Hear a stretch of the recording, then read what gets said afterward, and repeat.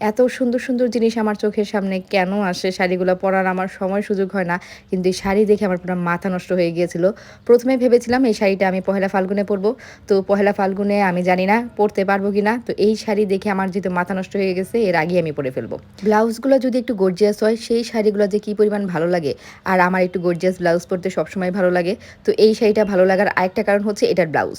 মানে কালারটা যেমন মাথা নষ্ট করা কালার তেমনি ব্লাউজটাও কিন্তু অনেক সুন্দর। আর এই শাড়িটা আমি নিয়েছি বাটারফ্লাই ড্রেস জোন নিউ এই পেজ থেকে। আমার কালেকশনে এই টাইপের ব্লাউজ যে কত আছে, মানে এই টাইপের ব্লাউজ দেখলেই আমার মাথা নষ্ট হয়ে যায়। শাড়ির এই কালার কন্ট্রাস্টটা এত সুন্দর, হালকা লেমন কালার থেকে হচ্ছে গ্রিন কালারের একটা কন্ট্রাস্ট এসেছে আর ভিতরে হচ্ছে সিলভার কালারের কাজ। তো এই শাড়ির সাথে হচ্ছে আমি সিলভার কালারের জুয়েলারি পরবো। শাড়ির আঁচলটার মধ্যে সুন্দর করে কাজ করা আছে। এখন তো বিয়ে শাদীর মধ্যে হলুদ মেহেদি কত ধরনের প্রোগ্রাম হয়, পার্টিতে তো যেই কেউ এটা পরতে পারবে।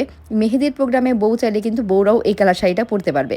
মেহেদি ফাংশনে কোনো বউ যখন এই টাইপের একটা শাড়ি পরবে খুবই ক্লাসি আর ইউনিক লাগবে। তো এই শাড়ির সাথে হচ্ছে আমি ডায়মন্ড কাটের এই জুয়েলারিটা পরবো। আমার কাছে মনে হলো এই জুয়েলারিটাই এই শাড়ির সাথে বেশি মানাবে। শাড়ি আর গহনা সেট করে নিলাম, এবার যে কোনো দিন পরে ঘুরে আসবো। শাড়ির পেজটা আমি আমার কমেন্ট সেকশনে দিয়ে দিব।